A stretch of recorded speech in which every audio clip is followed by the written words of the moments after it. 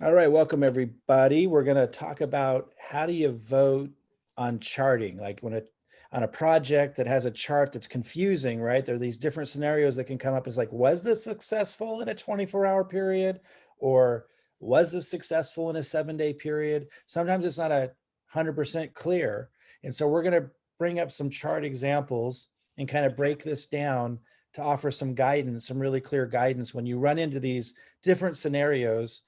How do you vote if you're voting on projects, success or not successful? And it will also be educational. So even if you're not voting, I think this discussion is incredibly valuable in being able to determine what you're looking for and to recognize success when you found it. And to also recognize when some people might be saying something was successful because they're trying to create a lot of excitement around what they're launching next. And you look at it and you're like, you know what, that wasn't successful. So this is going to be really helpful, even if you're not voting on projects. So Ryan, I think Ryan's going to bring up some charts here, and we'll just start breaking them down. And Ryan, I know we opened up one on a call the other day. I think we might want to start with that first one again real quick, just so we have everything encapsulated, in one call for the community. And I do want to say we will have a summary, fast lightning round version of this, but we wanted to just record this, kind of walk through our conversation, our discussion for those that want to get this early. And then eventually we'll summarize these guidelines into a really boiled down, fast review. But I think we should just open up the first one we talked about the other day, just so we have them all Oh, the covered. very first one. I'm sorry. Yeah, I know we already covered it the other day, but I'd like to get them all recorded in one call. And I'm trying to remember. I don't remember what it was, but it was interesting. Each of these are interesting to look at because they're things that I'm sure some of you have run into, and you haven't really wondered how to assess was it successful or not. It's not always clear. So these are examples where it's a little bit fuzzy. Oh, and by the way, before we even look at these, the general guidelines are, when it comes to voting, the general guidelines are if you participated in it and you succeeded in it in a particular time frame, then you should vote that way. But if you didn't participate in it, then these guidelines are extremely important. So, for example, in a 24-hour time frame, the guideline is you should have been able to sell at a profit from the pre-sale price. From the pre-sale or private sale price, you should have been able to profit within a 1 hour time period in order for it to be voted successful in a 24-hour period. And now, if it's not a success solid for 24 hours, solid for 1 hour in a 24-hour time frame, then it needs to have at least been able to sell at a profit for a full hour, even if it's broken up into like 15 minutes here, 5 minutes there. I wouldn't count when it spikes up for 3 minutes and then it drops down below the private or pre-sale price. I wouldn't count that as a success, even for a moment. I wouldn't count it all, because you just can't sell it when it's a wick, when there's like this huge spike and then it drops. You usually can't get a sell order in. So it needs to be at least for 5 minutes that it was up, so that you had time to get a sell order in it if you wanted to. And then, like, again, for a full hour, but it could be I haven't seen this situation, but just to give really clear direction, the guideline is if for in 5-minute increments, even if they were separate times, if you could add that up into a full hour within a 24-hour time frame, that would be a success. Again, that's a complicated, very unusual set of circumstances, but we just want to give clear guidance. Just typically, if it was able to sell at a profit from the pre-sale or private sale price for a full hour within a 24-hour time frame, then you're good. For the 7-day time frame, when you're voting on the 7 days, it should have been profitable for 24 hours. And again, that could be broken up into pieces. But if you could have sold at a profit from the pre-sale or private sale price in a 24-hour time frame, or within the 7-day voting time frame, then that would be a success. Within the 30-day voting time frame, it should be successful for a week. And again, that could be broken up into different days, et cetera. The all-time voting time frame is a little bit different. The all-time time frame, in fact, I want Jeremy to come in and speak on this because I think he really articulates it well. We really wanted to set that up so that no matter what had happened in the 24-hour, 7-day, or 30-day, whether it was successful or not, and whether people voted success or failure in those other timeframes. We wanted to provide a way to have a true reflection of what ended up happening in the end. So in other words, let's say something kind of bombed in the 24-hour, 7-day, and 30-day time frame, and everyone voted this was a failure. But let's say it was a unique situation where they just struggled, but their intention was to create a successful project. And on the 60th day, let's say they got it figured out and it took off and it became an amazing project. We wanted a way for us to say, if we noticed that, to vote on the all-time time frame and indicate this was ultimately in the end a successful project, and that should weigh into the color-coded ranking. That should weigh into, a reflection of what actually happened. And another example might be a project is really successful on the 7-day, 24-hour, 7-day, and 30-day time frame, and then it just totally bombs on the 31st day or the 90th day or the 6th month, and rug pulls in the end. We wanted a way to if we decided, we may or may not decide, but if people looked at that and go, you know what, the way this ended up turning out, it wasn't a success. It was just too nasty how it ended in the end. And if that was kind of a group, agreement, we wanted a way to be able to come in and have a reflection of that. So, and have that impact the color-coded ranking. So these are kind of unique situations, but that's where the all-time time frame comes in, is to kind of adjust the ultimate deciding influence of that score. Is there anything you want to add to that, Jeremy? I think I've finally figured out how to explain it, but if there's anything in addition on the all time that you want to clarify. Yeah, no, that was a really good explanation. I think one of the things, though, that some people may question is if you're in the 7-day time frame, if it was successful for 24 hours and that was the very first 24 hours, is that still considered successful for the week, or do you ignore that first day? And do you ignore the first week when you're voting on the 30-day? So that's a good question. I mean, I haven't thought about that. Do you have an opinion on that? I haven't thought about that particular scenario. Yeah, I look at it as you would ignore the first time period. So if you're looking at the 30-day, it would be from the point where that week is over. Was there a chance in that time frame to still make a sale? So, because I look at it from the perspective of somebody who's looking at projects for 30 days, as in, they might not want to have to check the project, daily or every week, but they can check it somewhere within that month and still be able to, sell at a profit. It's a really good nuance. I would articulate it. I agree with you now that you bring that up. I would frame it this way and tell me if this is accurate. Looking at the 30-day, we'll start with the 30-day. I think it's a little bit easier. Looking at the 30-day time frame, you only vote if it was successful. If it was successful for a week, which could be broken up, but in total a week, 7 days, starting from the start of the second week. Is that correct? The start of the second week is where you start looking for that success. Yeah, Can I ask a I question? would say it could be just a couple of days in that period, and like not all 7 have to fall after the week, but there has to at least be some time after the I'm trying to create really definitive rules. So if we don't give a specific number of days that it needs to be successful, then there's too much confusion, right? So we need to come up with a really clear, exact, quantifiable benchmark, or there'll be too much argument. Okay, then I would agree with what you just said. Okay. And I'm okay with that. And the reason why, I guess what I was going to try to say there was, the reason why is because we already have voting on the 7-day. And so that first week in the 30-day is already covered in the 7-day. Would that be accurate? Right, that's the way I was looking at it. Yeah. And the only other thing with the overall, like you said, to answer your question, is there are times where, say it is a rug pull, et cetera, but we do plan on having a rug pull button, but that does not affect the Oracle. So we would still need a vote in the different categories in order to, to show that that project was not successful in those other durations. So the overall category is allowed to be downvoted in the earlier periods, just so that we don't have to remember to come back 30 days later after a rug pull to vote down on that period. Right. And then applying the same concept to your 30-day concept there.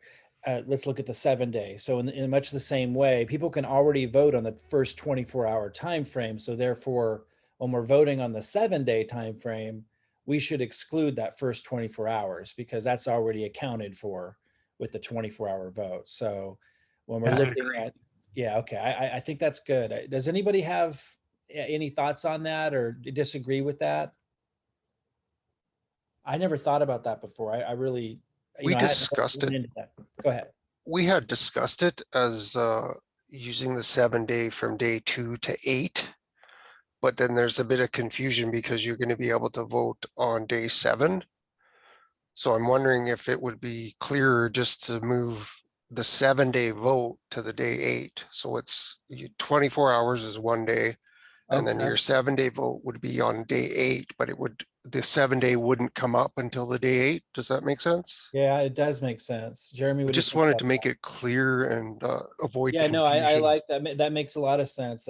We'll need to eventually write these out and really have it super, obviously clear to everybody. Just for those listening in, what we're doing, everything you see us doing has never been done before. And it's bringing tremendous value to the market as we improve it.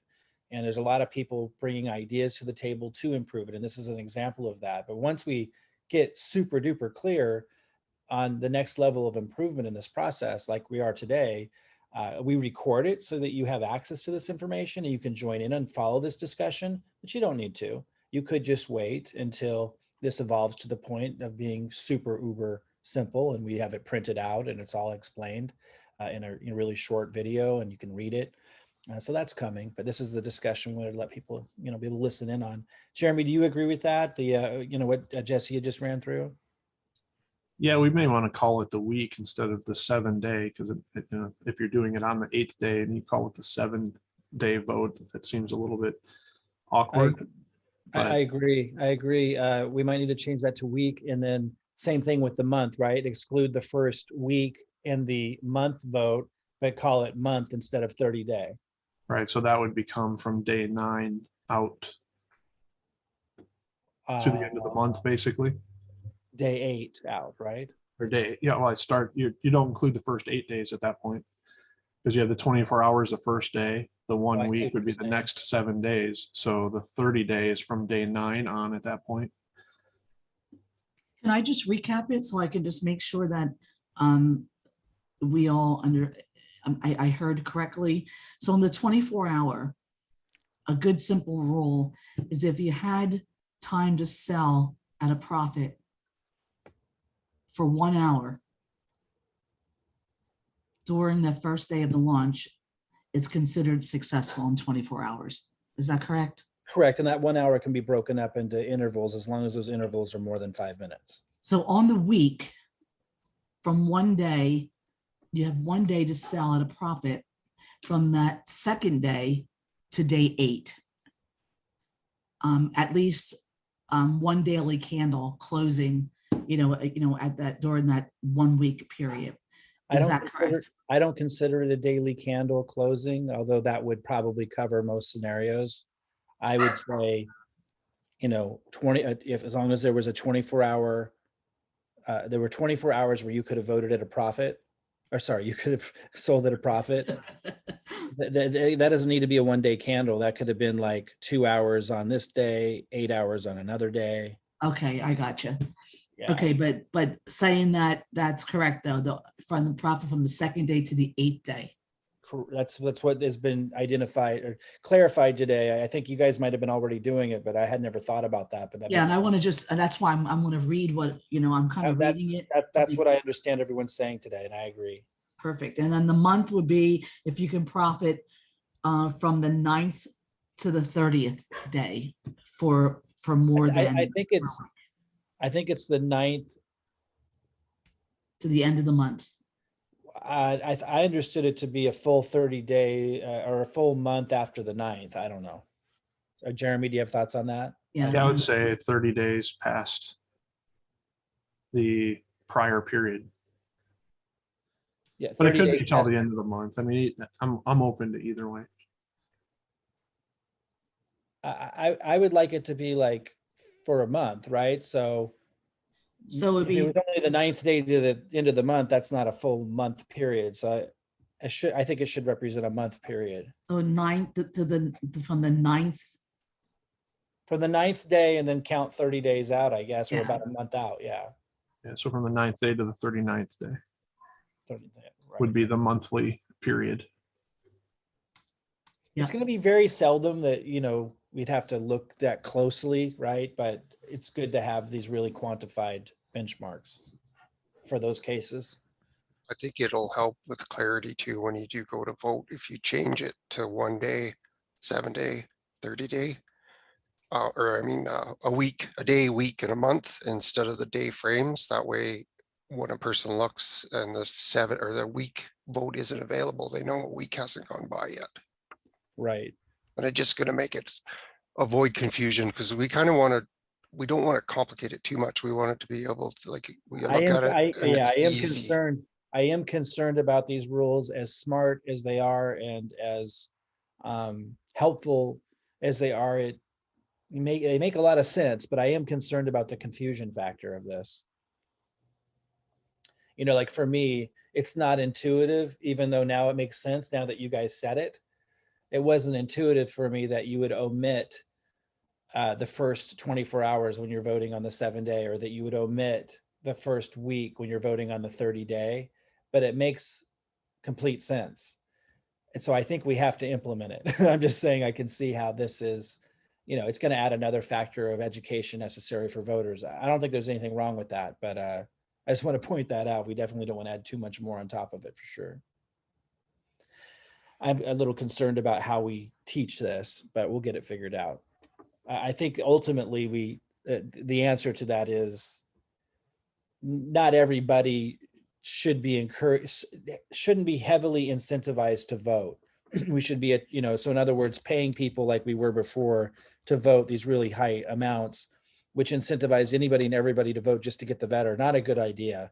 We should make it so that it's less of an incentive initially to start voting.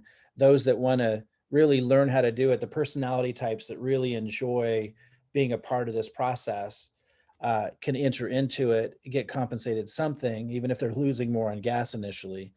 And then after they've developed, there'll be the type of personality that would take more time to learn how to vote properly, which is key to this. And then we could identify them and bring them into the higher incentive group, right? So once somebody has proven with a little bit of a history that they paid attention, they know how to do it, they've shown that they do it right, then they can start to get compensated a lot more. I just want to mention that that's going to be extremely important if we're, the more comprehensive this becomes, which this is making it more comprehensive.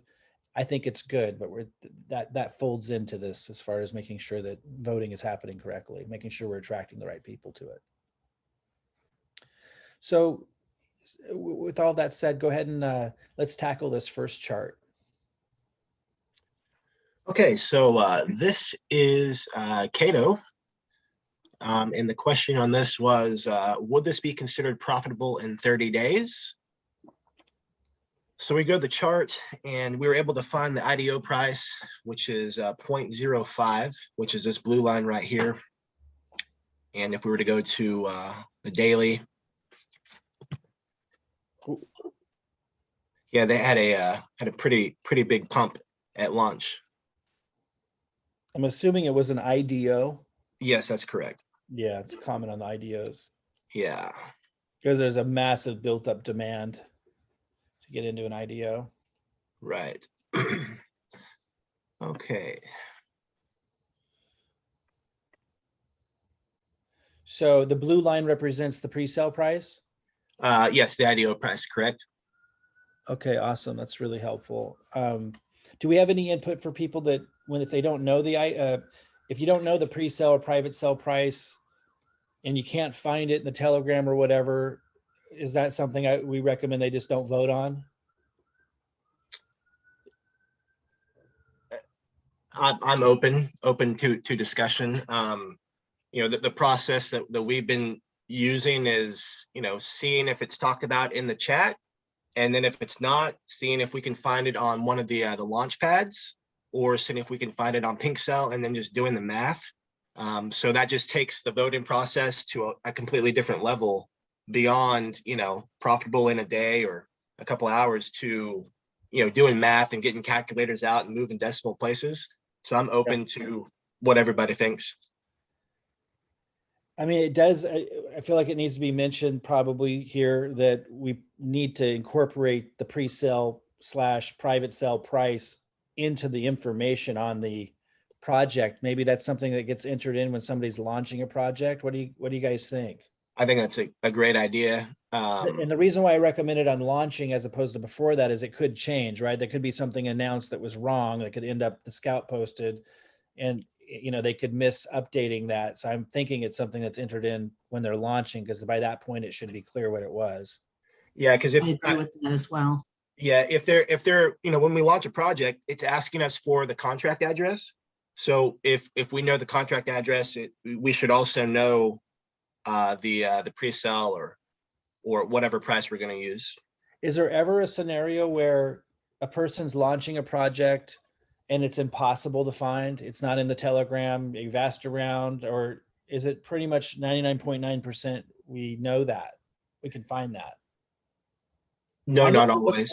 I never looked for it much. When I participated in projects, I didn't really care because I just paid attention to the chart. If the chart went up from where I bought it, I sold, and I'd make a 2x, a 10x, an 8x. I didn't really care exactly what I made. It was obvious I made a lot, and I would move on. You guys have been starting to do that a lot, and you just described a process you've been taking. I just giving context here. What are you guys' thoughts on that? Because the reason why I'm asking is because, Jeremy, I'm thinking that we could require they enter the pre-sale or private sale price when they launch it. And obviously we need to know, is it the pre-sale price? Is it the private sale price we're asking for? Is it both? But let's just, for now, benchmark that question, and let's call it pre-sale, private sale. When someone clicks launch it, should we require they put that in there? Or is that going to be disruptive because there's too many cases where it's just impossible to know? I think when it's launching, I think there's a greater possibility of someone knowing the moment it's launching versus us going back and trying to find it. Right. I feel like it'd be easier to know on launch day than easier to know 30 days from launch day and us backpedaling trying to find it that way. But here's the problem, right? So it's very easy for a scout to put in inaccurate information to make it look like it was a more successful project than it was. Yes. So to that point, during the auditing process, yes, we click this link to take us to PooCoin, but we also go in Telegram and make sure we have the right contract address for that very reason. Information, if someone can put the wrong contract address, they can also put the wrong pre-sale price.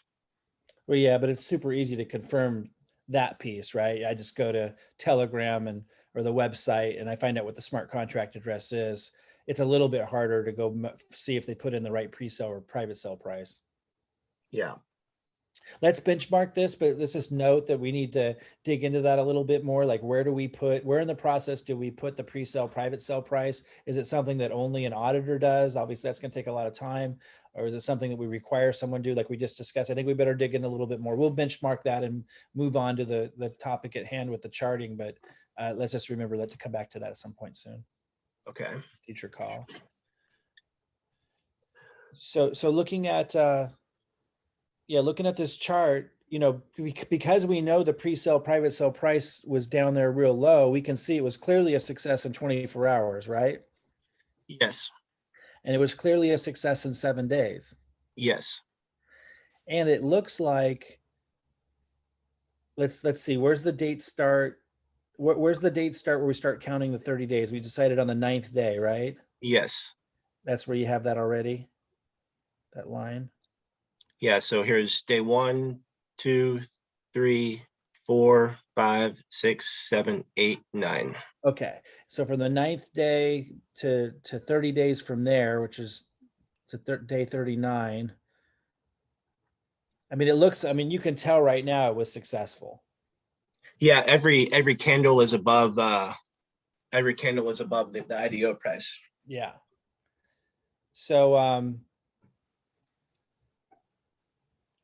so the big question so successful on 24/7 day, 30 day, Now, a lot of people, I think you guys brought this one up. I can't remember, but it seems like you guys brought this one up saying a lot of people were voting down because they're looking at it. It just looks like it just bombed. Let's take a look.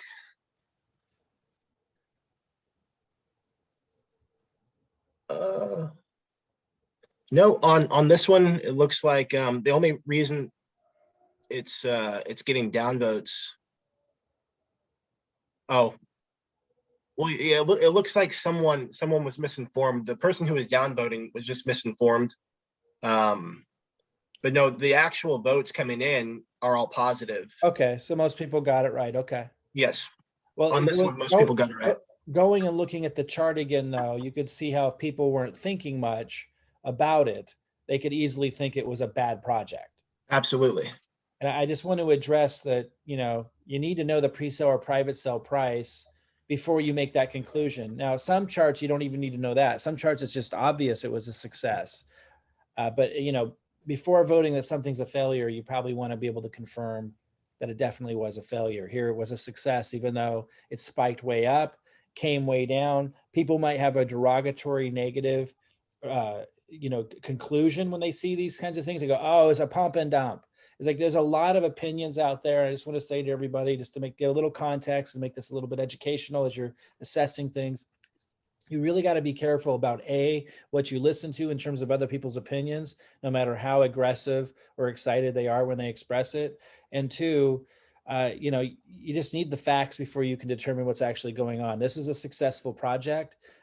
What that means is you would make, you know, you would make millions and millions and millions of dollars in a very short period of time if you were able to predict that this was going to happen and you got involved before it did. I mean, you would just profit one project after another. And that's what, you know, we call the intuitive oracle on the Vetter calendar.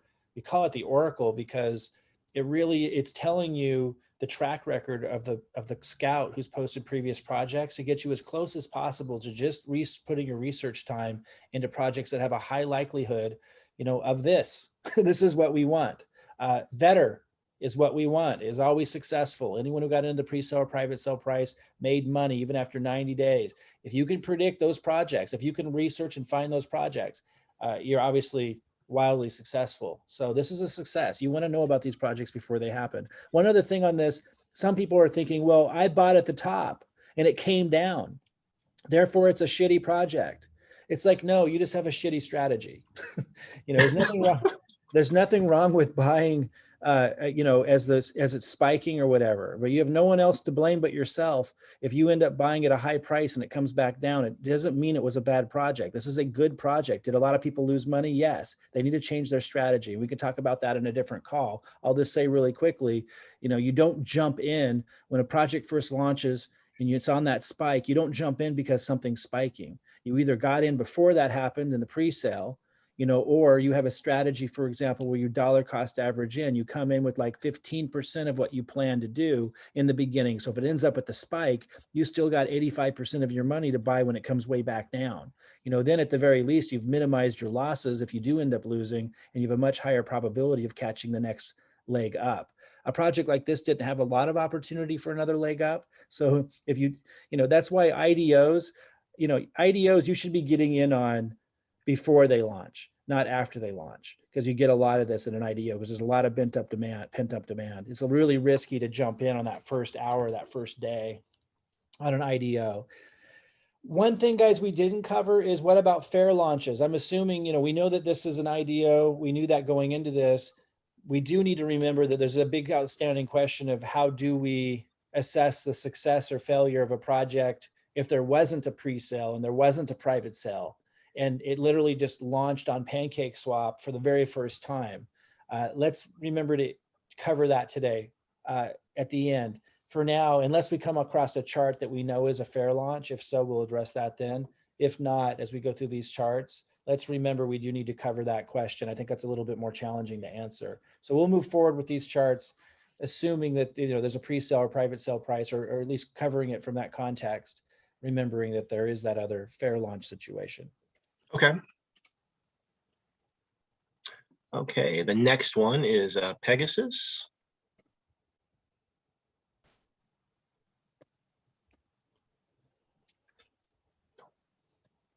And thanks for doing this, Ryan. This is super helpful. You're welcome.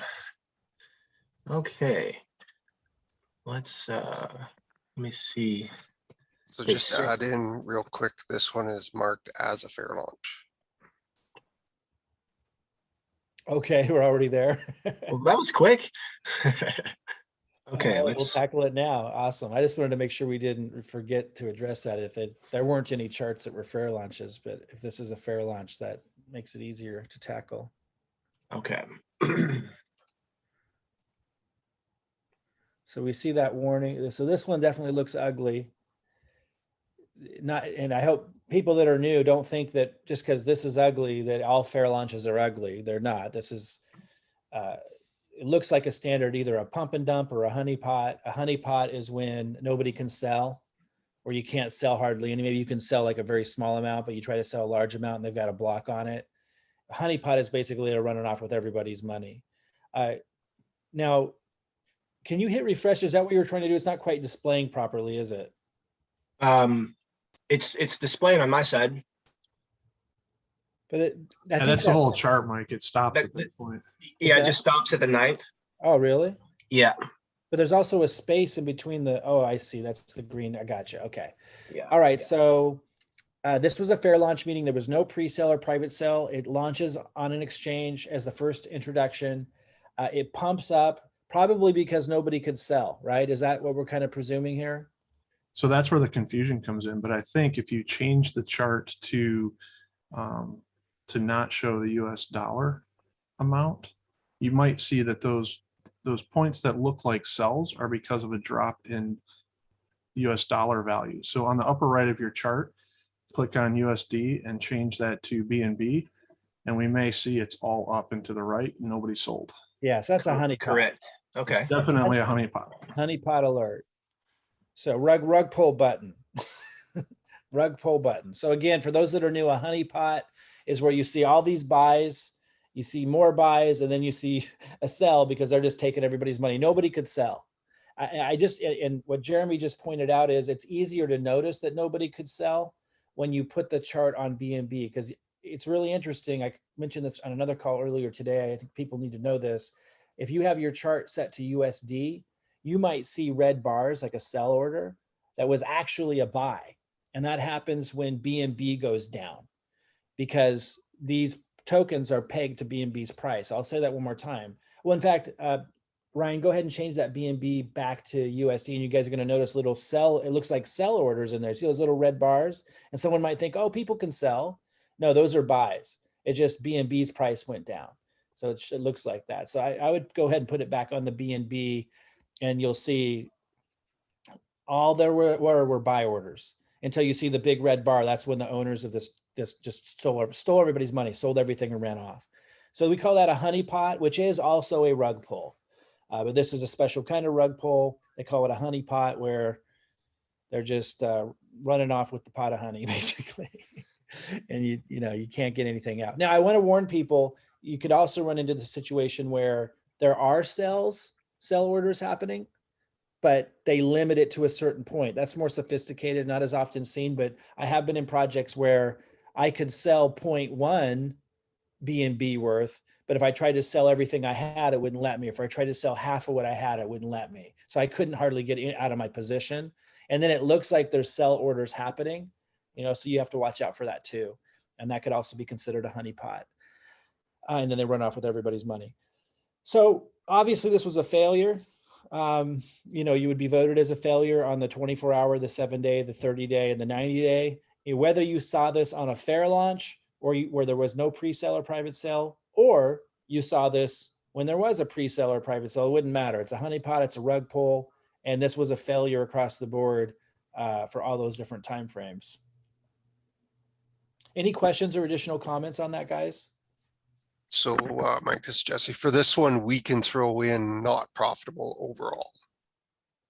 Absolutely, yeah. Okay, that's what I Yeah, thought. we want to put as many markers on this to indicate it was a failure. And I want to, in case we're, if there's a scout who posts, loads a project like this up, it's not harming them to do that. It's like we're all working together to make the system better. If a scout with good intentions posts a project that ends up doing this, like it doesn't mean the scout did something wrong.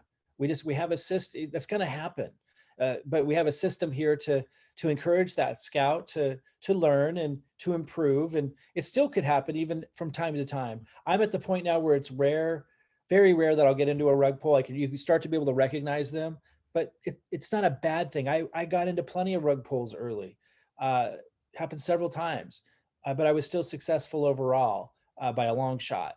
So it's just part of the process, and it's part of. I just don't want people to think that, you know, by down voting on a scout, you're doing something bad or towards them, or that they're a bad scout. It's a process, and it gives them a means to learn and improve in a system that reflects that, but they're not going to be harmed by that in their ranking. If they start to post good projects, it's going to start to go up. All right, next one.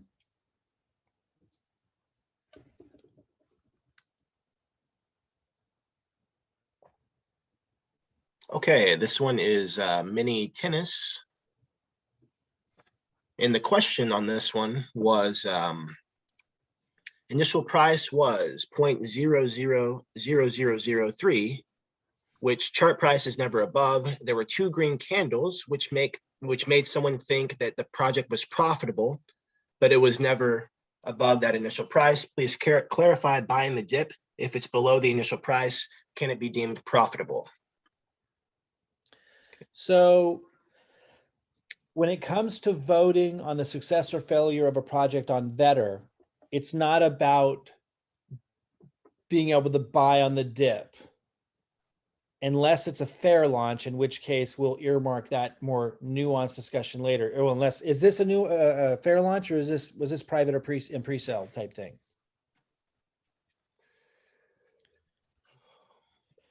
It had a pre-sale.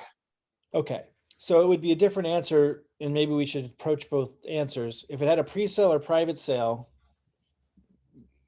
you know, and it was never above the pre-sale price, then it's a failure.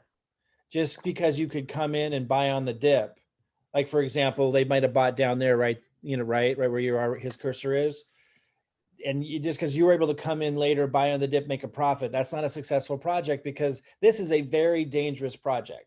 Like, you know, like to come in on, and because it was a pre-sale, the rule needs to be you had to be able to profit from the pre-sale, because the idea behind Vetter in most cases, when we're talking about pre-sales and private sales, is to be able to get in on a pre-sale or private sale and have a good chance of, you know, really high chance of being able to succeed. So it's about that. And here you could have easily not been able to do. You wouldn't have been able to do that at all, because none of this action was above the pre-sale price. That's horrible. So I don't even know how that's possible. I mean, it's only possible if they airdropped a lot of their tokens to a previous group of people who just dumped them, or airdropped got a bunch of tokens themselves, the developers of this, and dumped them right away. I don't know how you get below, you know, the pre-sale. Can you think of any other scenarios, Jeremy, where it's always below the pre-sale price? That's just really odd, unless they airdropped a bunch of tokens.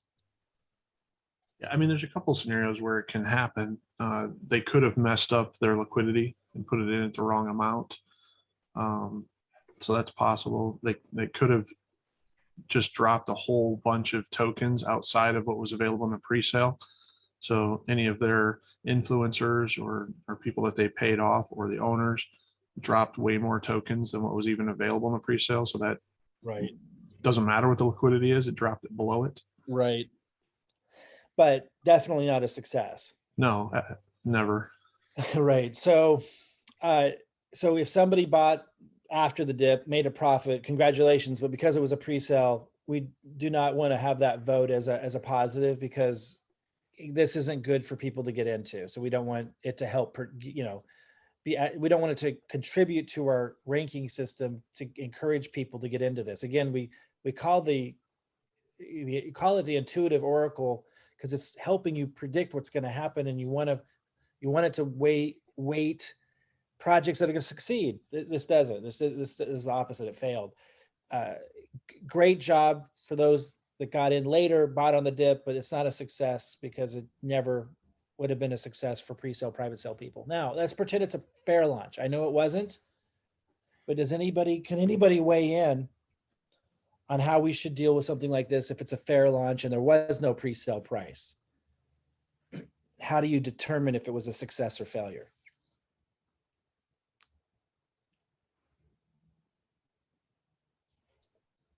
I think at that point, because you would not have that blue bar up there, you're just looking at overall, was it possible within those timeframes that you spelled out at the beginning of the call to have made profits, right? So Okay. was there enough time? You know, you're looking at the 1 hour chart. You'd have to go down to the 5-minute chart, for example, to see if there was long enough period of time to have actually bought low and sold high, right? Yeah, so was there an hour? It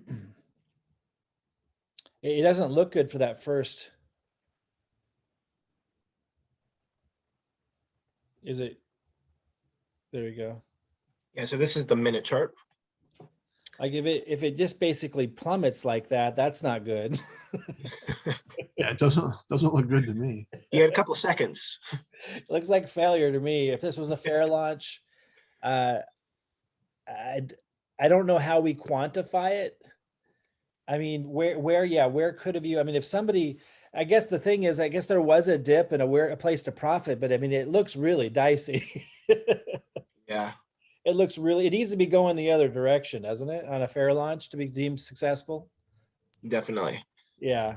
So I think we'll have to work on quantifying those rules, but just for now on the fair launches, if it's shaped this way, I would say it's a failure. It needs to be going up in general, right? Up and to the right. Because this is way too dangerous. Granted, somebody might have come in and bought on one of those little drops and it goes up and they sold. It's just too dicey. It's too dangerous. I would never recommend anyone gets into something like this if I knew the future and knew this is what it was going to do. And I said, oh, it's a great project, get into it. I mean, the chances of them succeeding is too low. Yeah, there's no indication for them to know where the bottom's at. Exactly. Because it never even broke. It never even broke these 1 minute highs. So No, there's no indication for them to say, hey, it's safe now to buy. Yeah.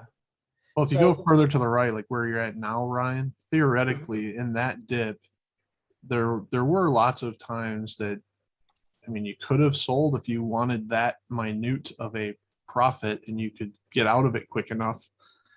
But yeah, I mean, because it does stay above that particular bottom for a little while, but good luck catching that bottom and catching a point where you could get out of it, Right.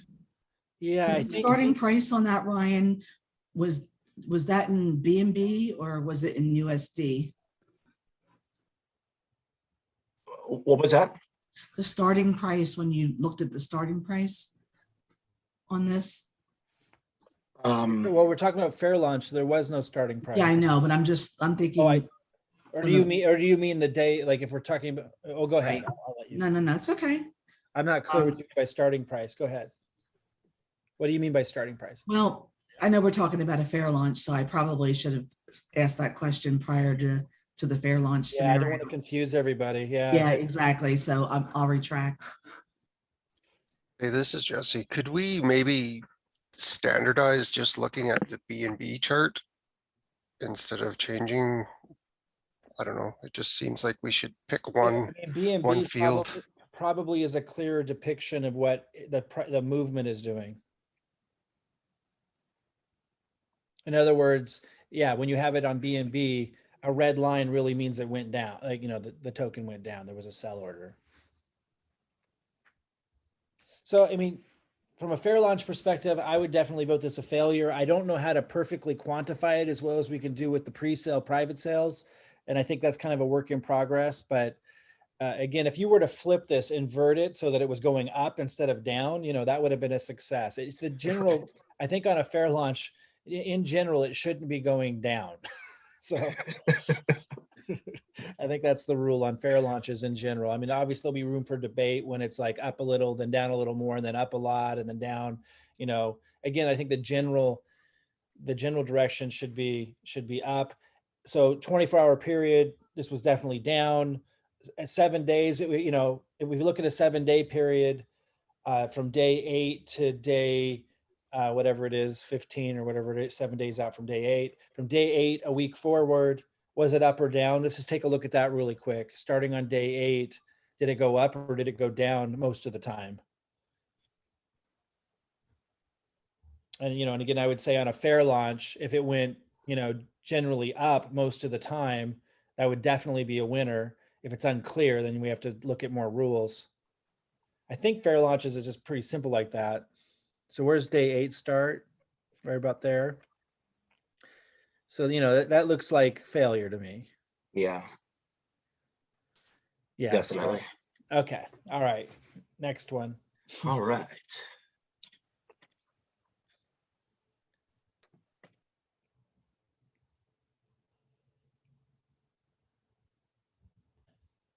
Okay, the question on this one is, would this be considered profitable for 24 hours? Can't find definitive initial price, was in the Telegram, and there was mention of 0.37. Before we got on the call, I got on Telegram, I saw 0.35, so it's same ballpark. Okay. So let's, the hour.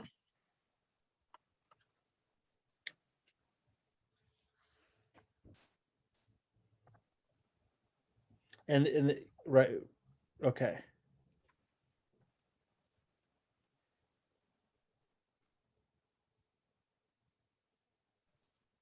Was it an IDO?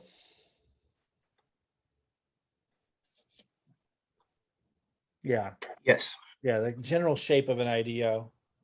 And it's not necessarily a bad thing, guys. It's just from a strategy perspective, you want to get into IDOs before they open, or, a few days after they launch, because they almost always have this huge spike. That's why people love IDOs, because if you get into the pre-sale, you just start selling anywhere in there and you make a huge return.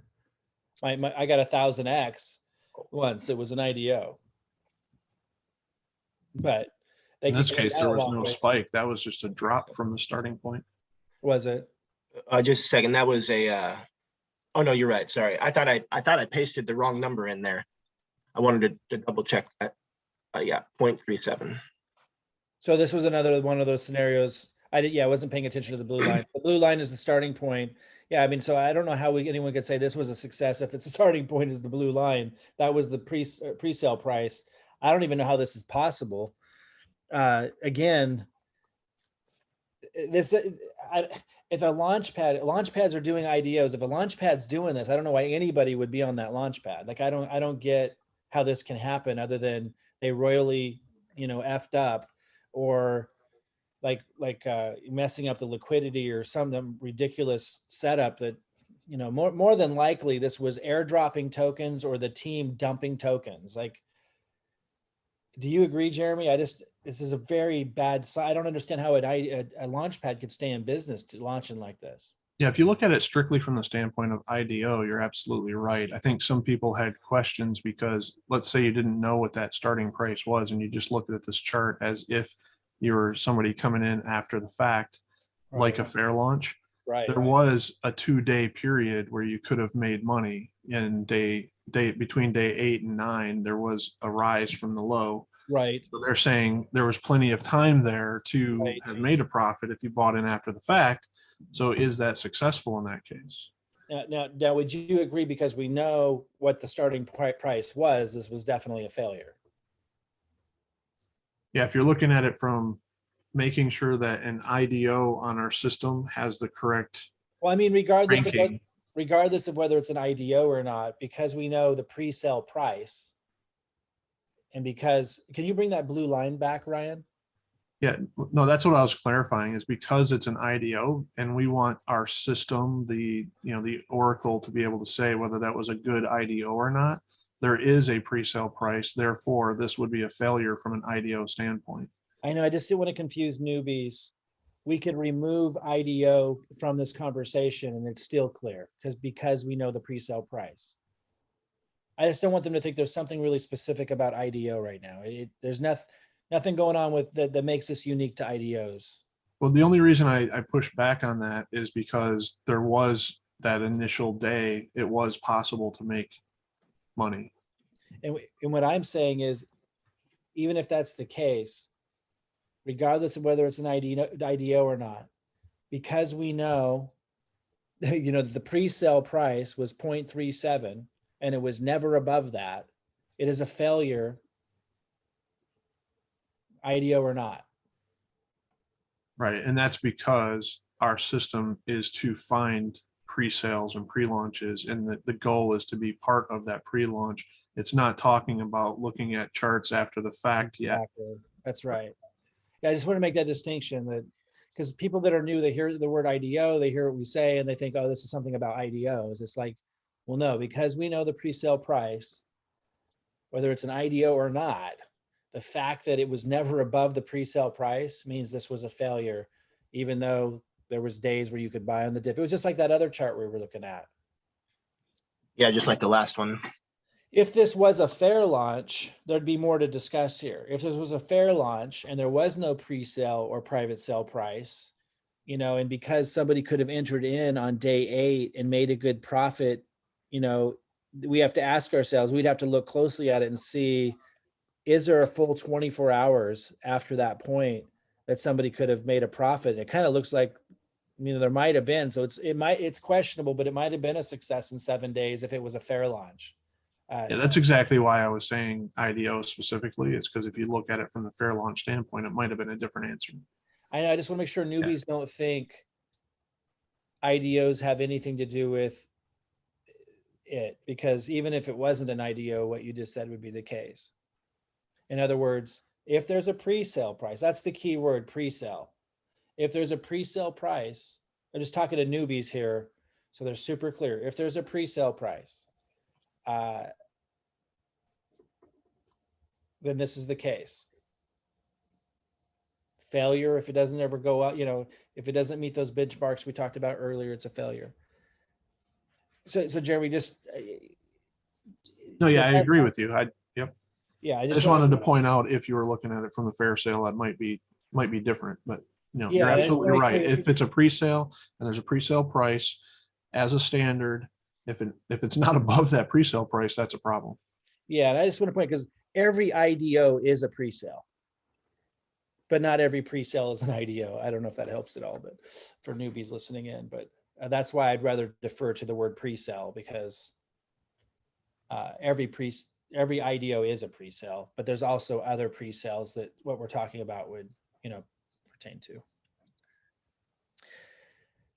So that one's pretty easy, because it has a pre-sale. It's a little more discussion could come into play if it's a fair launch, but I would still think it was probably a failure. But we'll have to have more follow-up discussion on just fair launches at some point. We won't dive too into all the nuances on fair launches today.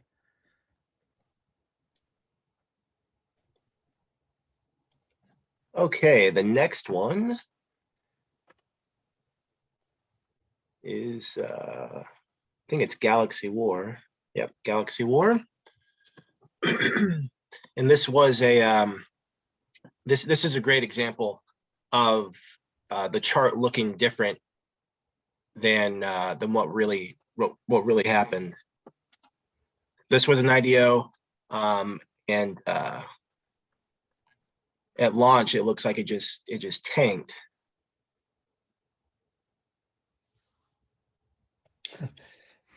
Yeah, I don't know how a launch pad could stay in business long if their projects don't go up.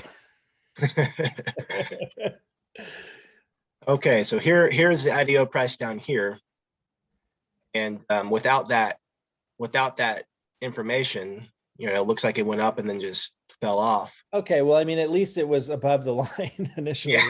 I mean, this is common with IDOs. You have an opportunity, and how many minutes or hours did they have an opportunity to make a pretty big profit?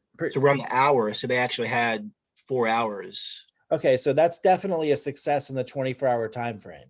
Yes, and on the 7-day, because we're still above. Yeah, so just so people, I want to clarify what I just said. Like, this is up. Like, I just said, like, an IDO is not going to stay in business if they don't go up. But you have to understand, even though this looks like it tanked, it is still up. It's up from the pre-sale price, and that's why they'll stay in business. This is a success. This is Yeah. you become a millionaire if you were able to get into all of these at a high allocation. If you were able Yeah, to get, this is sitting at a 44 million market cap. yeah, this is an amazing project. So people have to understand, just because it looks like this. And by the way, if you got in late and you bought high and now you've lost a bunch of money because it's dropped, it doesn't mean the project wasn't amazing. This is a successful project. You just need to change your strategy. That's what people don't understand. Like with Vetter, I keep coming back to Vetter because it was wildly successful, but you still have people complaining because if you buy at the peak of any project anywhere, including Bitcoin, and then you sell low or are waiting while it's low and like thinking it's a bad, Bitcoin's bad or that project's bad. No, it's your strategy's bad or your perspective is wrong. You're not, that's what has to change for to be successful, because anyone who got in on the pre-sale here has succeeded. This is a successful project, whether you had a bad strategy or not. So that looks good all the way across, right? Yeah. Yeah. This is a success on all time frames. This is a really successful project, even though it looks ugly. Yeah. Okay, next up is, do we know what Launchpad that was, by the way? I do want us to get in the habit of, we don't have to do it today, but getting used to trying to remember which ID, which Launchpads are constantly spitting out winners. Doesn't no. say the Launchpad there. So guys, those of you who are scouts and vetters, please report to us any launch pads that are consistently producing winners that aren't in our drop down, so we can get them added to our drop down, because we want that to be here. It's really important. Okay. Did the Vetter list it? No, I'm the same. This was one of my earlier projects. Oh, this is yours. Okay. Yeah, just so happened to be mine. I did not list the, well, at least up here, I didn't list it. Is it Launch Zone? I think I see it there. Well, I found it on Launch Zone. Let's see. Well, we can do it later. We can follow up on it later. I just want everyone listening to this replay to know, like, we want to populate our Launchpad drop down. When you're a scout, entering it in, we definitely want to know that Launchpad. So if you're not seeing it, if it's a crappy Launchpad or you don't know, like, I don't know that you need to tell us to add it. But if you're consistently seeing a Launchpad perform well, like this did, and a lot of them do, Launchpads that stay around that are, they got to produce winners. They're not going to stick around. So if you consistently see that you got a winning Launchpad, let us know. We'll add it to the drop down so everybody can get to know that Launchpad. Okay. Okay, this one is BitRides. And the question for BitRides is, or the comment, chart drops at launch, but if you bought the dip, you could have profited at the end of the day.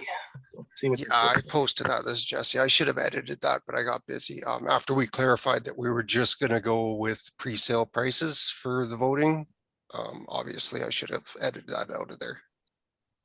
Oh, okay. But it is successful for 24 hours. Is it? We got an hour candle above, or do I need to change time frame It'd be interesting to look at that hour, broken down. Maybe to you're see how right. it actually looks? Or I would do 5-minute time frame, but yeah, either or.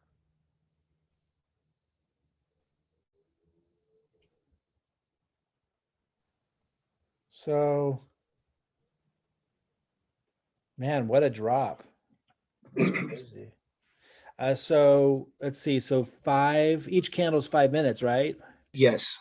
So that's only 25 minutes. So 25 minutes isn't enough for it to be successful. Needs to be an hour. Does everyone agree with that? I mean, that's been the guideline. I agree.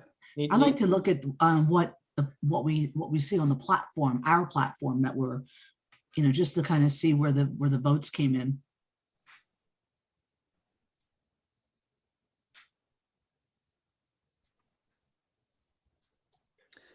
So the people who voted that it was successful, may have sold and had made a profit in those like 5 minutes, 25 minutes, right? Right. You know, so that's okay. Like if you personally profited, but if you, you know, but in total, this looks like a not successful project in Right. total. Go ahead and, okay, yeah.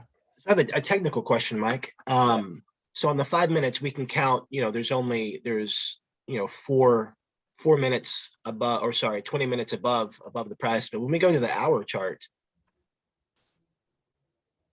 it shows an actual hour closed above.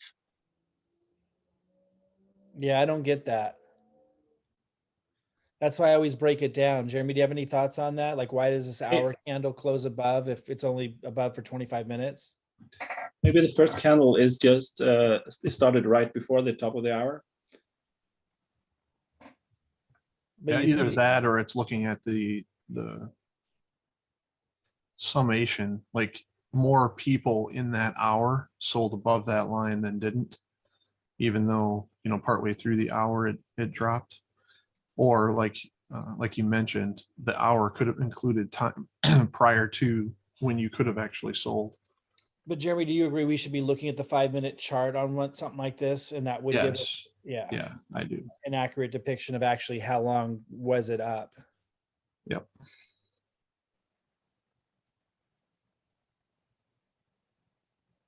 Okay. Which looks like just 20, not even 25 minutes. So unless you personally profited in this, this should be voted down. And overall, you know, it could go either way. Yeah, so you can see the lines in the background. It shows that big drop candle was the beginning of a new hour. The other ones all closed above. That's why it looked like the first hour closed above. Right. But it was, yeah, but it was The only, big drop was technically only, you know, 20, 25 minutes in, but that showed during that hour time frame. and we could change our rule. Like, you know, we could say, you know, if you're looking for success in the 24-hour time frame and it was successful for 15 minutes, you know, then it was a success. I think we should keep it to an hour from now until more time goes by and we gather more feedback on that. You guys have any thoughts on that? I still think it should be an hour right now, but I wouldn't be against longer term. I wouldn't be against changing that to like 15 minutes because a lot of people are looking just for that moment where they can sell at a profit. But I'm a little uncomfortable just jumping into shortening it.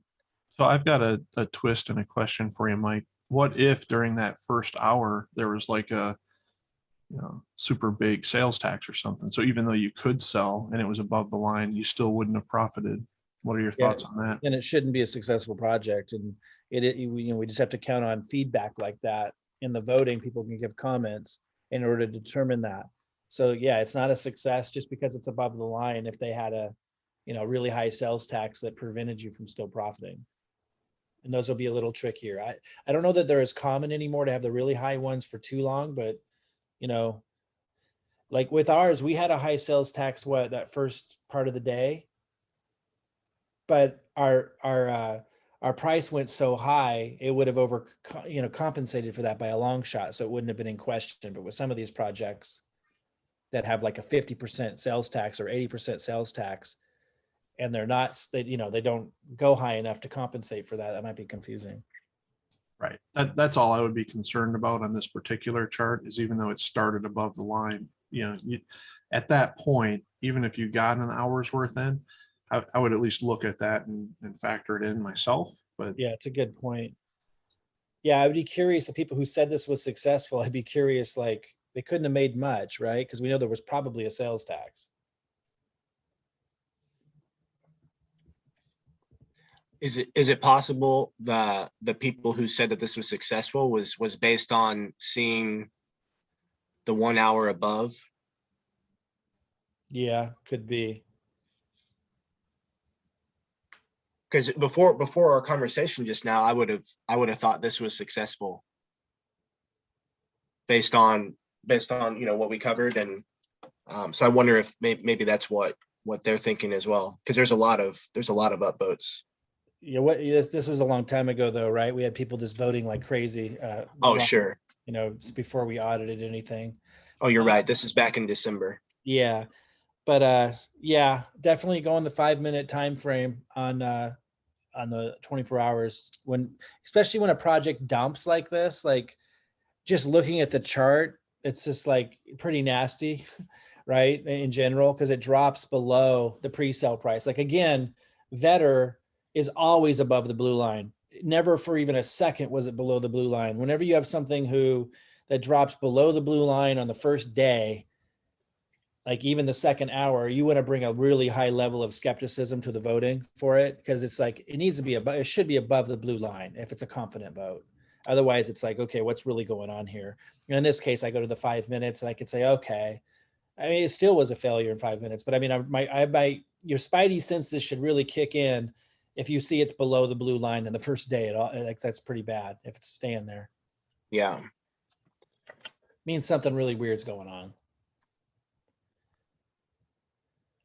Okay, perfect. I wouldn't want to be in a project like that. Right. Okay, next up.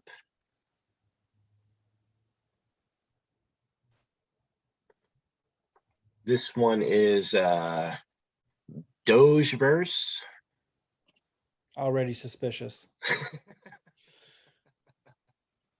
I put this one in because the last call about charts, you talked about the quick pump and dumps where low market caps and the owners just destroyed people at the start. Yep. So that's kind of what this one looks like to me. There's a pump and dump, and then they burned everybody. Yeah, so I looked and looked and looked and I couldn't find The price. the price. So we're kind of flying in the dark on this one. And you're on a 5 minute chart. So how many minutes was it, high? Like not knowing where high is, but we see it spiking. How many minutes was it spiked? I'll go to 5 the minute. minutes. Yeah, I'll go to the minute chart. Well, no, that's okay. Sorry. Put it back Oh. on. Yeah, no, you had it right. I just was just thinking out loud. Oh, okay. So 5 minutes, 10 minutes, right? I mean, to me, this is a bomb. I mean, without knowing the pre-sale price, I would say this is a bomb. Yeah. For something like this, I would, if I couldn't figure out what the pre-sale price was, I would just put my cursor down there and guess. So go ahead and guess where you think the pre-sale price was. It was either there or a little under that, probably. Somewhere there, maybe a little under that, right? Probably around there. Okay. It could be above that, but so we're talking 5, 10, 15 minutes it already starts sinking under, right? Yeah. And then another 5, 10, 15, 20, 25, and then we're back down to it. I don't think this was up above that line for an hour. No, definitely not. So for me, this is a fail. Would everybody agree? Because it's just, even though we don't know the pre-sale price, it probably wasn't much lower than that. It could have been higher than that. And even if we put it there, which is generous, it dropped. It was only 5. Each candle's 5 minutes. 5 minutes, 10 minutes, 15 minutes. It's already below. So we didn't get to an hour yet. I won't count that first one because it's right on the line. So we had another 5 minutes, 10 minutes, 15, 20, maybe 25 more minutes on top of that. We don't make our hour. And because it goes down underneath that and just stays down, like you can pretty much know it's a bad project when it does that. Again, just as a comparison, when Vetter launched, it went up, right? It spiked too. And it spiked to like almost 40, I don't know, 20 or 25x or something like that. And then it came down and it didn't get lower than like 4 or 5x within that first major dip. It was still 4 or 5 times above, the pre-sale price when it dipped at the lowest. This one goes down and touches the pre-sale price. We were still 4 or 5x above. That's a huge difference. Not twice, not 3 times, like 4 or 5 times. And then it goes way up again for weeks, touching almost 40x, never dropping lower than 10x for like 6 weeks. The blue line was so far away. And then like in the worst case scenario, as it continues on for months, the lowest price it ever got to was 3x above the line, never touched the line. So, that's a good project, which are rare. Bad projects immediately go below the pre-sale price in the first day and then never come up again. That's what we want to stay away from. Again, we want quantifiable guidelines. This doesn't stay up for an hour, even in the 24-hour period. So unless somebody disagrees or I'm missing something, this is a bomb. This is a failure, 24-hour, 7-day, 30-day. Okay. Next up is eFun. And this question is, would this be considered profitable in 7 days? The price is right here. I'm just thinking out loud, guys, but I was just talking to Phyllis before this. I know this is getting a little off track, but it isn't actually. It might sound like it is. I'm now thinking we probably want to make a pretty big investment into, vote auditing in short term, so that people realize, and then find a sustainable model longer term, but it will set the precedent and allow us to know what admin tools we need and stuff. What we want the calendar to have are great projects on it, not just like 40 projects in a day that aren't great. And the color-coded ranking system, if the voting is accurate, there's going to be a bunch of people at red if they're consistently posting bad projects. A lot of people will be at beige. There should be very few green and purples. And there should be probably a lot less projects, because there should just be a lot better projects. That's what we want it to be. So I'm just seeing they're going to make a much larger investment, Phyllis, into short term and to vote auditing, so we can set that precedent. Because if people are red, they're going to get they're not going to make anything posting as a scout. They're going to either improve or stop posting, which either or is what we want.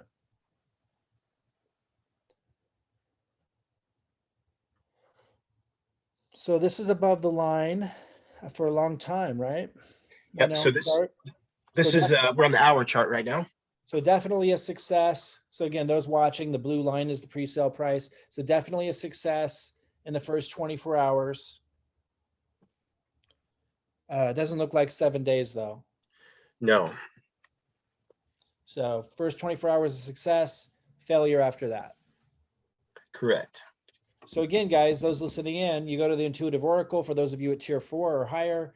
And when you're selecting to show projects that scored high, like purple and green, from scouts that are purple and green within a 24-hour period, that scout's projects would weigh into their score favorably on this one, as it should.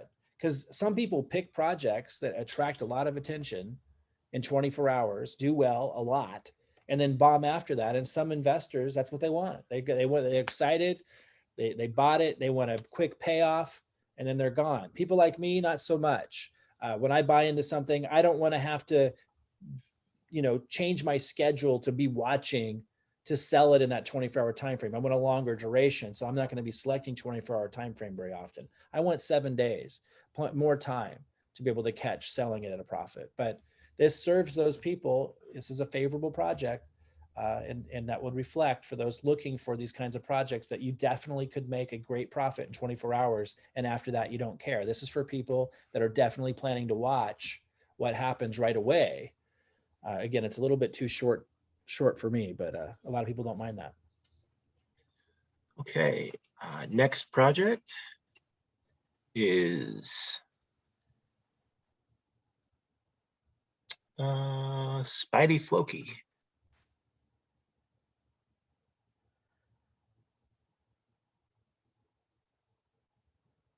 Okay, and this says very short window at launch for the 24-hour period. Price is right here.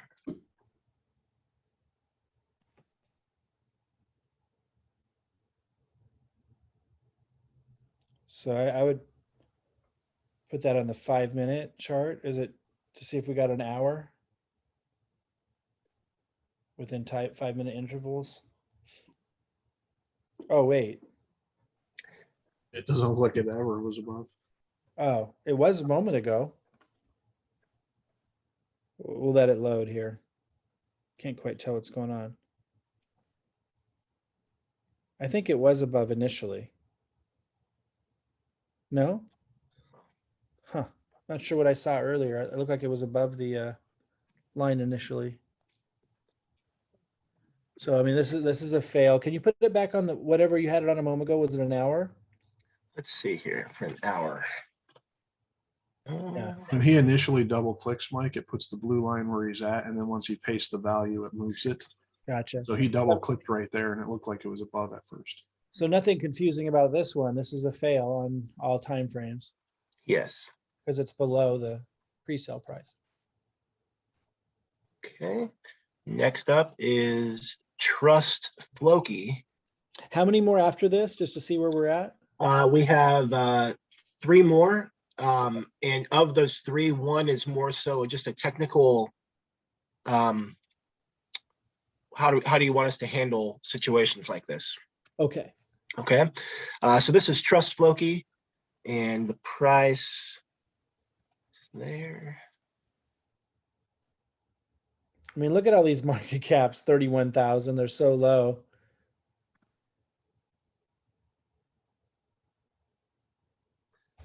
A lot of people like these kinds of projects. I try to stay away from these types that a lot of these kinds of names are typical for these kinds of projects. Okay, so we're on the 5-minute, and here was the pre-sale price. So this 1, 2, 3, 4, 5, 6, 7, 8, 9, 10, 11, 12. 12 5-minute candles above price. Yeah, so a success in the 24-hour, the 24-hour time frame, if everyone agrees. Yes, Yeah, and then a fail after that. correct. And again, there's a group of people out there that love these projects. If they can make a profit in 24 hours, they're happy. The Intuitive Oracle will help you find those. It's not for me. I like 7 days. I want a little bit more time. I don't want these kinds of projects, but these are highly successful for a lot of people in this market.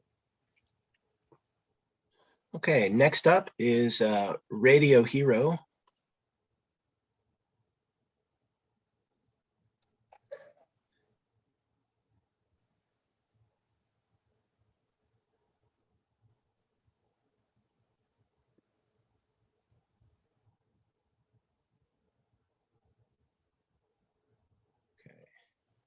And the price is right here.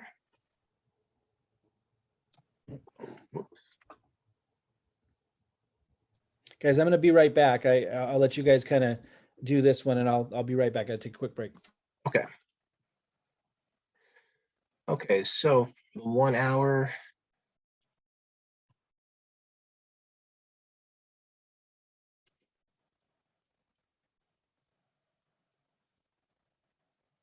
Okay. So there's an hour closing above, so we can check the 5 minutes to see how much time is actually above the pre-sale price.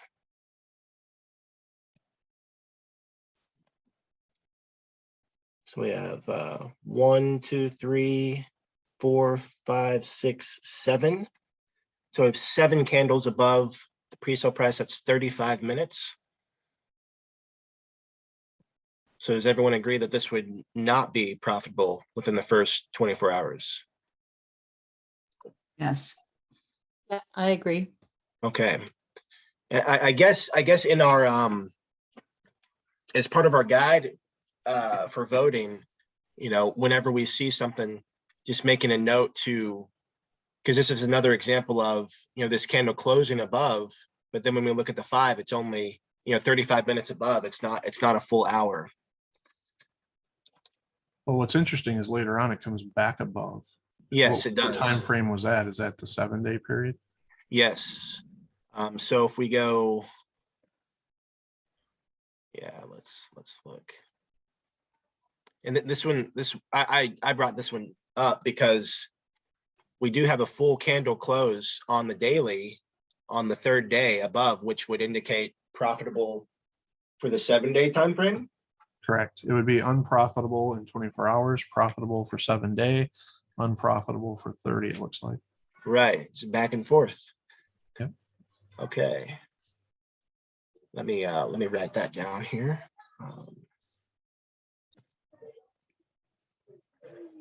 Okay. What did this one end up being? There was So one this that was, go low ahead, on- Jeremy. This one actually was low in the 24-hour period, but the 7-day actually had enough time closing above the line. Nice. See, I wouldn't mind a project. I don't mind a project like that because I have time. So in the intuitive oracle, this won't come up in the 24-hour searches, but it would come up in the 7 days. I mean, it would impact their score. So out of people that are picking these kinds of projects, I would find them, and I would be happy to find one like this. Okay, next up is Metadoge Swap. Something tells me there won't be much swapping happening there. To find out, huh?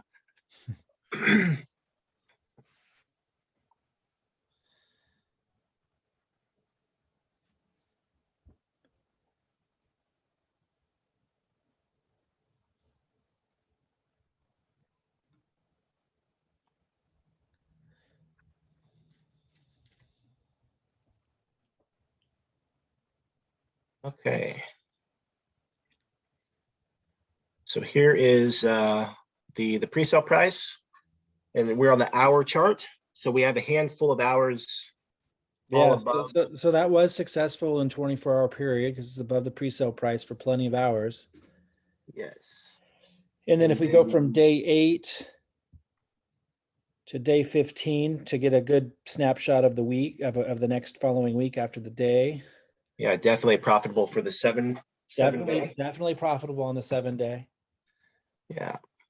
And then it's a fairly new project, correct? Is that why it ends right there? Let's see. Or did it die? Is it over? Yeah, that's today's date. So yeah, it's only been going since the 17th. Okay, so it's running into territory of maybe not being a success in 30 days, but we got 30 days to find out. Right. Cool. Yeah, I posted this one. I didn't have the pre-sale date. I just wanted an example of one that was a slow burn.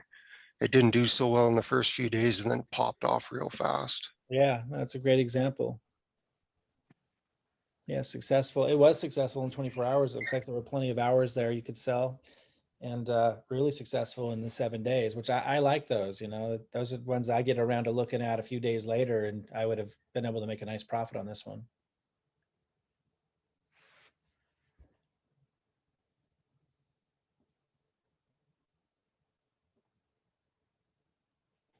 Sorry, my my daughters were excited. I was muted for a bit.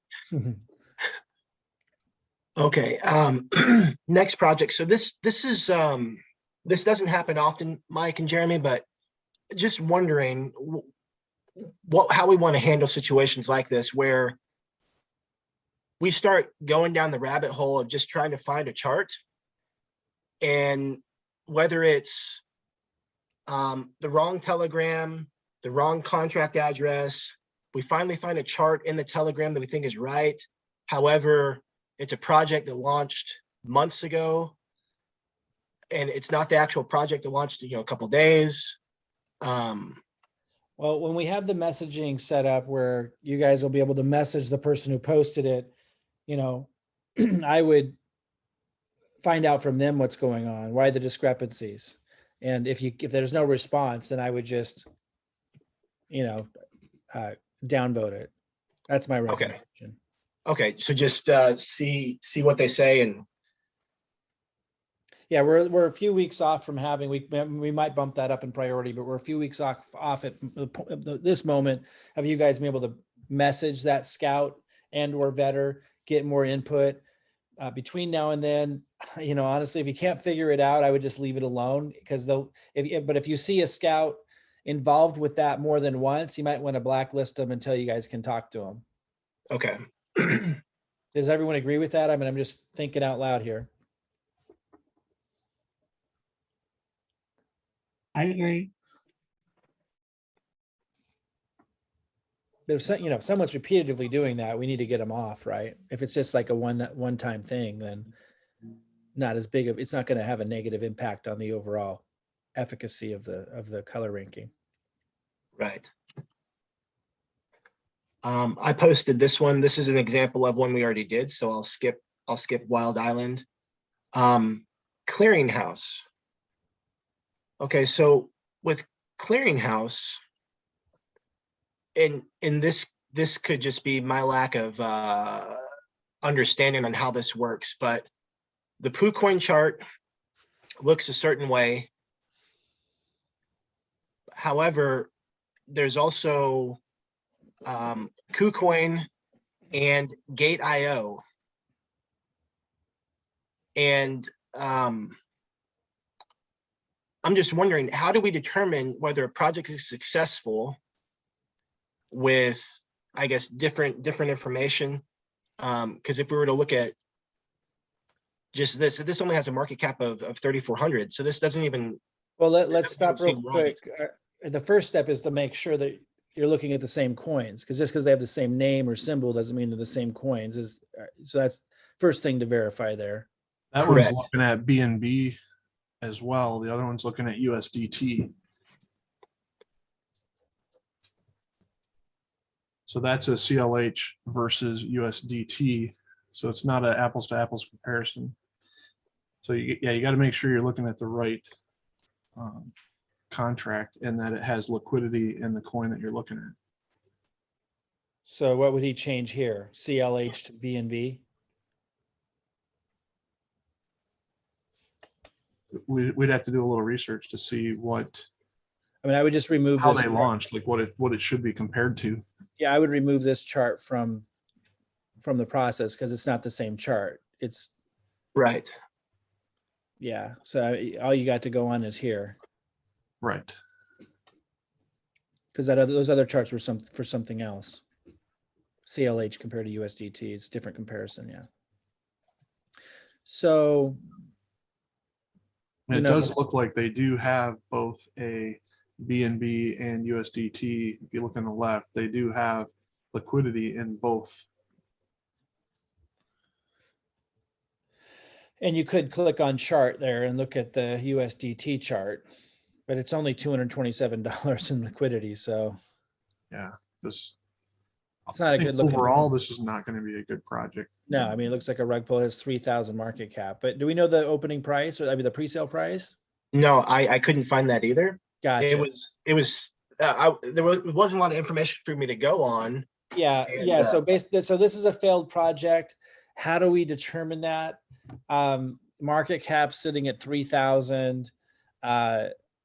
It's clearly not being supported in any way, unless there's a lot of people coming in going, no, I made a bunch of money on it. We could relook at it, but I mean, otherwise, that low of a market cap, no information on top of just how poorly it's doing, I would downvote something like that. I wouldn't want to get into a project like that. Right. And I don't think anyone else would either. We just want the voting to reflect that. You know, it's what it's doing is, do we want to get into projects like that? And if the answer is definitively absolutely not under any circumstance, then you definitely just downvote it. Okay. Okay. This one, so this is a project I ran across. This can be the last one we look over. Dalmatian Doge. And so it has not been launched yet. So I was searching projects that needed to be launched. And when I ran across this one, the Telegram had been cleared out or reset.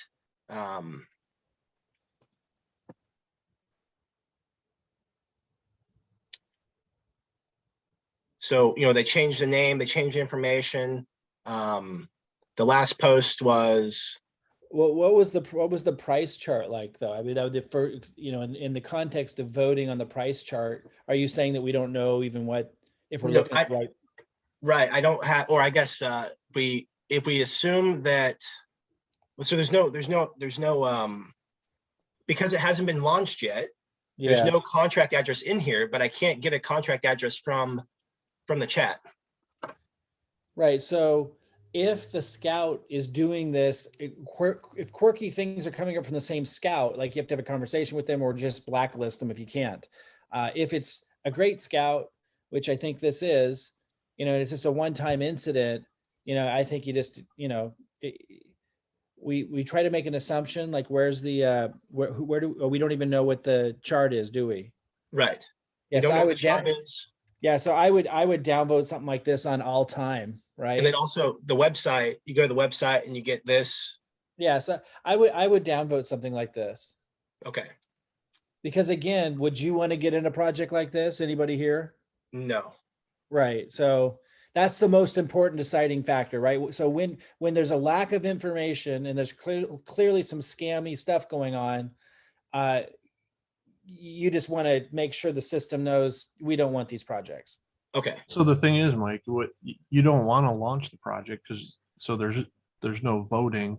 We're going to have a not only a rug pull button, which says after the fact, this was a Right. honeypot or a rug pull. We're also going to have a scam button that shows up prior to launch to put the skull and crossbones on a project like this to keep Yeah. people away from it. So Yeah. So in this case, you they can't. may have vote never on it. launched, right? I mean, there is no. Yeah, you smart can't vote contract. on it because it wasn't launched, right? But we'll have the rug pull and skull and bones for these kinds of things. Right. Okay. Perfect. One or the other. In this case, I would probably click both. Right. And so I just had a couple questions real quick that relates to voting. Yeah. Do we launch and vote for NFT projects right now? I would say if there's no smart contract, then no. If it's like a NFT platform or something like that, or it's an actually a token associated with an NFT launch, then yes. But if there's no smart contract, then and there's no launch pad per se, then no. Okay. How do we vote whether an Well, NFT in other project- words, I don't think NFT projects should be posted on the calendar if it's not associated with a token launch. Okay. Do you agree with that, Jeremy? I just don't see how it. Yeah, I don't we've know. talked about either adding adjustments or creating a different page specifically for NFTs or something in the future. But yeah, at where we're at now, I would agree. I would not put NFTs themselves that are launching, just the projects associated with creating NFTs, or they have a token to fund creating an NFT marketplace or whatever, but there is a smart contract, then I would put them on the platform. Let's talk about why real quick and correct Jeremy and I if we're missing something. But if I know about some NFTs that are launching and it's not a token, it's not a platform with NFT, it's just NFTs. There's maybe a 100 of something NFTs being minted and they're going to be available on OpenSea or whatever at such and such date. If I thought they were valuable, wouldn't I be trying to buy those NFTs? Like, it's not like tokens where I want people to know about it because I want it to be a successful project. Like, what's the motivation to share with people, that these NFTs are launching? If there was actually any value to them. With tokens, it makes sense because you want people to know about it because it's a successful project. And if you get into it and other people get into it, then it's successful. But NFTs, there's such a limited resource of them. I'm not getting the motivation for someone to post on their calendar if they have good intentions to share NFTs they think will be valuable. Can anyone enlighten me on that? I could just be missing something. I could see one reason, like if it's a new project and a new artist and he's got 10,000 he wants to mint and he's not as popular as other people think, but you think it's going to pop off or whatever, and you want to advertise it and try to get as many people to buy as possible. Otherwise, yeah, I don't think the competition would be good for you on popular ones. And how do you vote afterwards if it was successful or not? Right. It's subjective. Well, they Right. were talking about using the floor price after launch, right? Because after it's launched, people try to sell right away, and you can go on OpenSea and you can see the bottom price, the floor price. And if it's above the mint price, then Right. people are saying it's successful. But I think we came to the conclusion just not to vote on NFTs per se, unless there was a token associated with the project. Yeah, I would suggest we earmark this and discuss it at length, right? Like, I think there's a lot to dig into here, and maybe it requires a different option when you're uploading a project to the calendar, like different set of fields that people are filling out. But I would say right now we don't vote on them until more discussion happens. And I'm not so sure how excited I am that the calendar is filled up with these as we have it right now. I think we need to discuss it more because it does seem like a kind of a different framework. I think we got something. I think we have the framework to do something with it closely, but I'm not sure we want it to mesh into the current framework. Do you guys have any thoughts on that?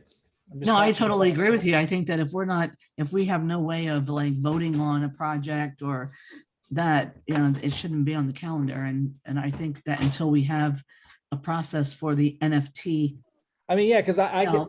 because otherwise I could be like posting about my, my used television for sale. exactly. And that's, I mean, we can vote on NFT tokens. We just, but people are putting NFTs, on the calendar, and we really shouldn't. I don't have think that. so. Yeah. Does anyone else see it differently? Or right now, isn't it kind of? I think there should be a separate calendar for NFTs, Yeah. mintings, like not token, And, like and again, projects with tokens. we haven't been real motivated to invest time into that because we're a little unclear if there's a compelling reason for people to share. So there's value in- there is one compelling reason, Mike, and that is the people who are creating the NFT. They want to popularize it. But don't they do that on OpenSea or wherever they're launching it from? Yeah, Post they it? may just see this as another way to advertise or get people to buy their NFTs, right? So, but I have think that no- if we're not going to have them on the platform for now, it should probably be unapproving those projects. Yeah, I would suggest we don't approve NFTs that don't have tokens associated with them just for now. Unless someone sees it different, maybe I'm missing something. It doesn't seem like what we're doing. That sounds fair. Just to leave it with pre-sales IDOs and fair launches for now I agree until with you that can. until we have something else in place. Yeah, And again, I'm a little confused. I'm not confident in investing time and energy into creating that if it's just like a place for artists to spam their NFTs. yeah, basically just free advertising for them. Yeah, I just don't get it. Like, how do I know that that's valuable? I do like the channel in the Discord and potentially maybe in the Telegram later on. Smirking Revenge is constantly posting mintings for the Cardano. That's helpful for us in the groups. Maybe they could take it to the Telegram too, and there's something special, and then just leave the platform to IDOs, fair launches, and pre-sales, private sales. So again, I'll want to dig deeper with you guys, maybe on a separate call and with them. What's his motivation? Like, what's their motivation for posting them? And how do we bring integrity to that process? Yeah, Like, how for can you example- vet a project, right? How can you know whether something is going to be a good NFT or not? Right. Does anybody have any thoughts on that? Because even in the Discord, I'm wondering, okay, so someone's posting about NFTs. They may or may not be successful. It may or may, like, there's no integrity process, right? It makes me uncomfortable when there's no integrity process. So Jesse, kind of share that with me. Like, you obviously see it valuable. Like, share more with me about that when there's no efficacy behind it. I think that there needs to be more training, like Bits of Wealth, I think his name is. I can't remember his Yes, personal Cesar did name. some trainings on it. Cesar, yeah, he did a really good training course. And then I've been delving into Luna, and they have a bunch of NFTs. And I watched one video where the guy actually explained a little bit on how you can judge for yourself whether it's going to be a good minting or not. But So, there's but- definitely education that needs to happen. But there's before the you- confusing part. Like, if you did get some education and you were able to kind of pinpoint, wow, here's what makes a good NFT project that's launching worth investing into. What motivate you? And there's usually only 8 being released or 100 at the most. Like, there's usually not that many. Like, what would motivate you after finding that gem to share it with others? Like, it doesn't make any sense. It's like finding a gold mine and then like blasting out to everybody the map. Is there referral? Is there referral money involved? There's something that's what concerns me is I Yeah, think me the too. That's why- the motivation for people to share is that they have an incentive, that they're incentivized to promote it.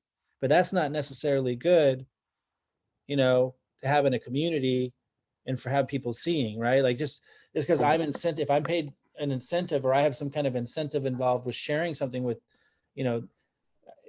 with people, that doesn't mean it's good for those people to see it. Yeah, I'm on the same page with that. The only value I can see is if they get some excitement about it and they happen to be the one who gets it first and the other people wanted it, it may drive up more buying pressure on those NFTs potentially for the resale market.